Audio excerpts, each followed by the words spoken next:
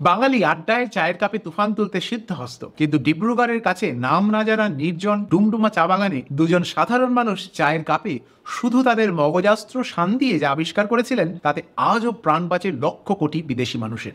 মগজাস্ত্র, সেটা এইখানে থাকে। ডিব্রুগড়ের আজ কজন তাদের মনে রেখেছেন তা জানি না, তবে সারা পৃথিবী তাদের সসম্মানে আরাধনা করলেও কেন ভারতের টনক আজও তেমন নড়েনি? এত বছর পেশেন্ট দেখে সার্জারি করেও আমি নিজেও জেনেছি তা অনেক দেরিতে। মাথা ব্যথা, পেট ব্যথা, শরীর খারাপ, জ্বর হলে আমরা অনেকেই নানা রকম টেস্ট করি।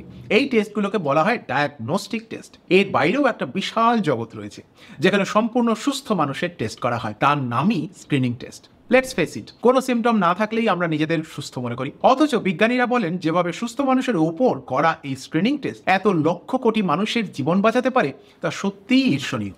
তা সত্ত্বেও একজন দায়িত্ববান নাগরিক বা একটি স্কুলের বাচ্চা এ ব্যাপারে জানেন না কেন? সে ব্যাপারে প্রশ্ন করার সময় এসেছে আমাদের নিজেদেরই। ব্যাপারটা বুঝতে খুব অসুবিধা হওয়ার কথা নয়। আমরা তখনই ডাক্তারের কাছে যাই যখন আমাদের শরীরে কিছু সমস্যা রয়েছে। এদিকে আমরা যখন নিজেদের সুস্থ বলে মনে করছি, তার মধ্যেও শরীরের নানা রকম গোলযোগ ঘটে যাচ্ছে, অথচ সিমটমের অভাবে আমরা সেগুলো বুঝতেই পারি না। একটা ছোট এক্সাম্পল ধরুন, ব্লাড প্রেশার। অনুমান করা হয় 100 জন ব্লাড প্রেশার পেশেন্টের মধ্যে 46 জন, মানে প্রায় 50% কাছাকাছি মানুষ জানেনই না যে তাদের ব্লাড প্রেশারের সমস্যা আছে। টেস্ট করলেই ধরা পড়বে। বোঝাই যায় আগে থেকে যদি টেস্ট করিয়ে নেওয়া যায় তাহলে চিকিৎসা এবং বেঁচে থাকা আরো ভালো হয়ে উঠবে। কম খরচে চিকিৎসা থেকে শুরু করে জীবনের মান হয়ে উঠবে আরো অনেক উন্নত। অথচ টেস্ট করলেই ঝুলি থেকে বেড়াল বেরিয়ে আসবে, এই ভয়ে মানুষজন টেস্টই করাতে চান না। Next example, diabetes. 100 জন ডায়াবেটিসে আক্রান্ত মানুষের 50 জনই জানেন না যে তাদের ডায়াবেটিস আছে। সিমটম নেই তাই ভাবছেন সুস্থ। 100 জন পেট খারাপের ভাইরাস, নরোভাইরাসে আক্রান্ত হলে তার 21% মানুষ জানেন না তার শরীরে নরোভাইরাস আছে।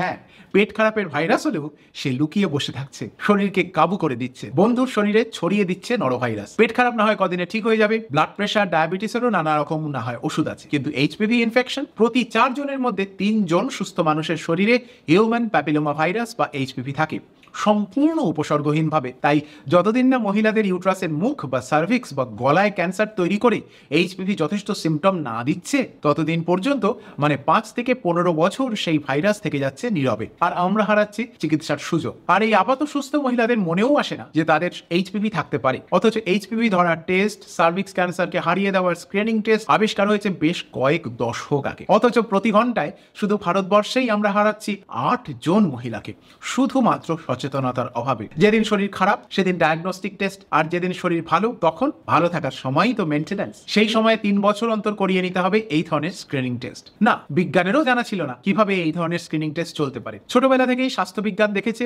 মানুষ যখন মরমর হয় তখনই টেস্ট করে। উইলসন অ্যান্ড জাংনার তার আগে টেস্ট করে যে ভালো থাকা যায়, এই ধরনের কিছু আদৌ থাকতে পারে, সেই জিনিস আমাদের শেখালেন দুজন প্রতিভাবান বিজ্ঞানী, উইলসন অ্যান্ড জাংনার। শুধু আবিষ্কার করলেন তাই নয়, 10টা গাইডলাইন লিখে দিলেন যাতে এই স্ক্রিনিং টেস্টকে অকারণ ব্যবহার করা না হয়। কারণ স্ক্রিনিং টেস্টে মানুষের জীবন বাঁচে এই কথা বললেই অনেক কর্পোরেট হাসপাতাল বা টেস্ট নির্মাতারা খোলা জলে মাছ ধরতে নেমে পড়বেন। মাথার চুল থেকে পায়ের নখ পর্যন্ত হেলথ চেককে স্ক্রিনিং টেস্ট নামে বিক্রি করে নিজেদের মুনাফা লোটার চেষ্টা করবেন, আর মানুষকে করে তুলবেন দুশ্চিন্তাগ্রস্ত এবং ব্যতিব্যস্ত। সুস্থ মানুষ যাতে টেস্টের ভয়ে অসুস্থ না হয়ে পড়ে সেদিকটা বাঁচানোর জন্য তারা 10টা গাইডলাইন দিয়েছেন। এবং সে গাইডলাইন আজও এতটাই অমোঘ এবং পবিত্র যে 1968 সালে তা আবিষ্কার হওয়ার পর থেকে পৃথিবীর প্রত্যেকটি দায়িত্বশীল স্বাস্থ্য প্রতিষ্ঠান তা মেনে এসেছে অক্ষরে অক্ষরে, একটুও না পাল্টে। স্ক্রিনিং বিজ্ঞানের প্রবাদ পুরুষ জেমস ম্যাক্সওয়েল গ্রোভার উইলসন। এই ম্যাক্সওয়েল উইলসনের সাথে ভারতীয়দের সম্পর্ক কিন্তু অত্যন্ত গভীর। যক্ষা রোগ থেকে নিজে সেরে উঠে ডাক্তার উইলসন তার ছোট সংসার নিয়ে ইংল্যান্ড থেকে চলে এসেছিলেন অসমের ডিব্রুগড়ের কাছে ডুমডুমা টি এস্টেটে। সে সময় ব্রুক বন্ড কোম্পানিকে চা সাপ্লাই দিত ডাক্তার উইলসনের চা বাগান। সেখানে উনি কাজ করতেন শ্রমিকদের ডাক্তার হিসেবে। 13খানা চা বাগান ছিল তার চৌহদ্দিতে। সেইখানেই চা শ্রমিকদের নানা রকম অসুখ বিসুখ দুর্দশা দেখে ভাবছিলেন কিভাবে মানুষের স্বাস্থ্যের উন্নতি করা যায়। মানুষ যেদিন অসুস্থ হয়ে পড়লো সেদিন তো যুদ্ধের অনেকটাই শেষ, কিন্তু তার আগে কি কিছু করা যায়? এই ভাবনার মাঝেই ওনার সঙ্গে দেখা হলো অ্যালেক্স হোজারে। সুইডেনের ডাক্তার অ্যালেক্স হোজার আর তার স্ত্রী সিগনি বহু বছর ধরে সুইডিশ সরকারকে বলে আসছিলেন অনেক তো হলো চিকিৎসা, এবার অসুখ প্রতিরোধের দিকটাতে একটু নজর দিলে কেমন হয়। কিন্তু এক্সেল তার সারা জীবনেও তার এই আকুতির সাড়া পাননি সুইডেনে। শেষে রিটায়ার করে অসম মেডিকেল কলেজের প্রিভেন্টিভ অ্যান্ড সোশ্যাল মেডিসিনের প্রফেসর হিসাবে যোগ দিলেন আর বাড়ি নিলেন জনহীন এক চা বাগানের একটা সুন্দর কোণায়। সেইখানেই দেখা হলো ডাক্তার উইলসনের সাথে। এক্সেলের অনুপ্রেরণায় ডাক্তার উইলসন ফিরে এলেন ইংল্যান্ড। নিজের জীবনকে উৎসর্গ করলেন কিভাবে মানুষকে অসুস্থ হওয়ার আগেই আরো ভালোভাবে ভালো রাখা যায় সেই ভাবনায়। ভুললে চলবে না, তার কিছু বছর আগেই 1948 ইংল্যান্ডে স্থাপন হয়েছে ন্যাশনাল হেলথ সার্ভিস। ধারণা ছিল মানুষের স্বাস্থ্যকে আরো ভালোভাবে রাখা গেলে মানুষের স্বাস্থ্য খাতে খরচ অনেক কম হবে, কষ্ট কম হবে। ইংল্যান্ডে এই আবহাওয়ায় উইলসনের পড়াশোনা এবং গবেষণা বেশ ভালোই চলছিল, কারণ সে সময় ইংল্যান্ডে রোগ প্রতিরোধের বাতাবরণ খুবই জোরালো। আর ঠিক সেই সময় সুইডেনের রোগ প্রতিরোধের বিজ্ঞানের ধ্বজা বয়ে নিয়ে যাচ্ছেন আরেক ডাক্তার, গানার জাংনার। চলছে পৃথিবী বিখ্যাত এক গবেষণা, দি ভার্মল্যান্ড সার্ভে। প্রথমে সুইডিশ সরকারও এই গবেষণায় টাকা ঢালতে উৎসাহী হয়নি। নিজের উদ্যোগেই ব্যক্তিগত মালিকানায় চলছিল জাংনারের এই রিসার্চ। তারপর অবশ্য সুইডিশ সরকারের ঘুম ভাঙে রিসার্চের ফলাফলে চমকে গিয়ে। রিসার্চের ব্যাপারটা ছিল খুব সাধারণ। 1962 থেকে 1965 সালে সুইডেনের ভার্মল্যান্ডে প্রায় 1 লক্ষ মানুষের উপর চলল এই এক্সপেরিমেন্ট। তারা কিন্তু সম্পূর্ণ সুস্থ। 10 লক্ষেরও বেশি টেস্ট হলো এই 1 লক্ষ মানুষের উপরে। মানুষের ওজন, height, blood pressure, TB test, cancer হওয়ার সম্ভাবনা আছে কিনা, আর তার সাথে আরো প্রচুর ধরনের ব্লাড টেস্ট। জাংনার হাতে কলমে প্রমাণ করে দেখিয়ে দিলেন কিভাবে 5,500 মানুষকে বিন্দুমাত্র কোনো সিমটম আসার আগেই তাদের অসুখ ধরে সুস্থ করে তুলেছেন তিনি। এই সুইডেনের ডক্টর জাংনার আর ইংল্যান্ডের ডক্টর উইলসন শেষ পর্যন্ত হাতে হাত মিলিয়ে লিখলেন এক অমর বই, যা প্রকাশ করলো তৎকালীন ওয়ার্ল্ড হেলথ অর্গানাইজেশন WHO। 1968 সালে প্রকাশিত সেই বইয়ের নাম ছিল principles of early disease detection, WHO monogram number 34।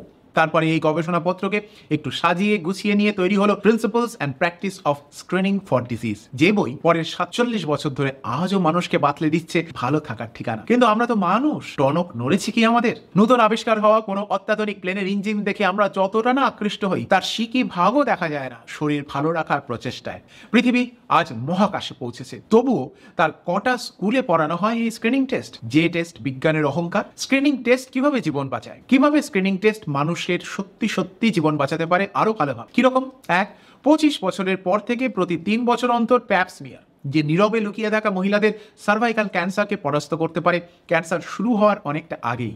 2, occult blood test. Occult মানে লুকিয়ে থাকা। 50 বছর পর থেকে প্রতি বছর পটির মধ্যে লুকিয়ে থাকা রক্তের কণা ধরে ফেলে কোলন ক্যান্সারের প্রাথমিক লক্ষণ আগে ভাগেই ধরে মানুষকে জীবন দিতে পারে পটির রং লাল হওয়ার আগেই। 3, ম্যামোগ্রাফি।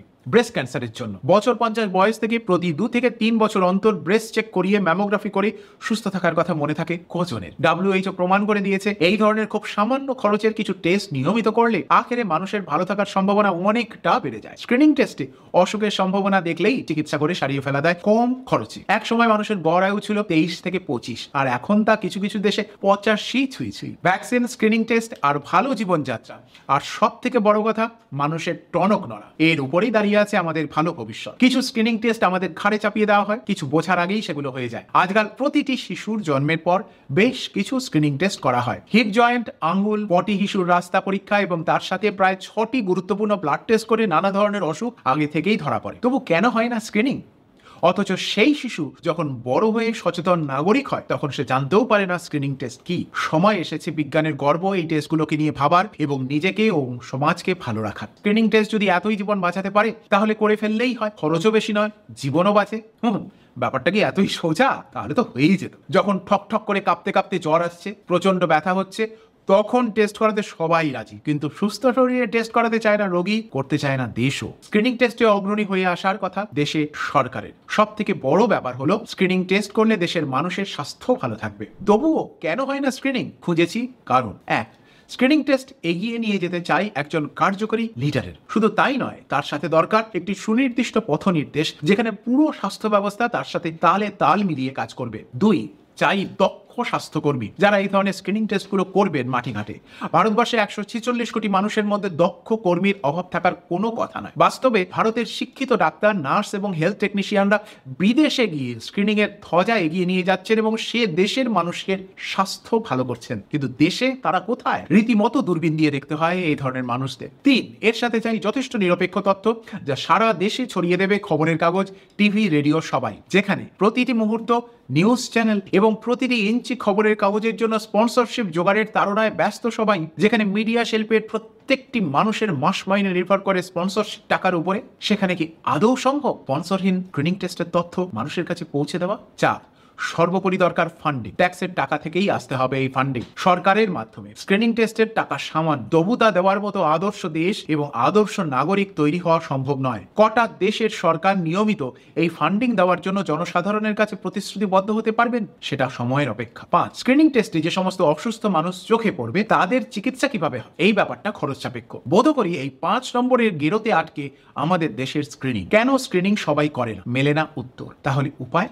ভারতের মতো দেশে আমাদের নিজেদেরই সচেতন হয়ে স্ক্রিনিং টেস্টের ফান্ডিং জোগাড় করতে হবে। নিজেদের তো অবশ্যই, সাথে আমাদের মানবিকতার উপর নির্ভর করে আমাদের প্রত্যেকের চারপাশে আরো 10 জনের একটি ছোট বলয় আছে যাদের ক্রয় ক্ষমতা নেই এই স্ক্রিনিং টেস্টের। তাদেরকেও যদি আমরা একটু একটু করে সাহায্য করতে পারি, তবেই এগোবে দেশ, তবেই এগোবে সমাজ। আজ এই পর্যন্তই, ভালো থাকবেন। শিগগিরই অন্য একটা রিসার্চ আর্টিকেল নিয়ে আপনাদের সাথে দেখা হবে।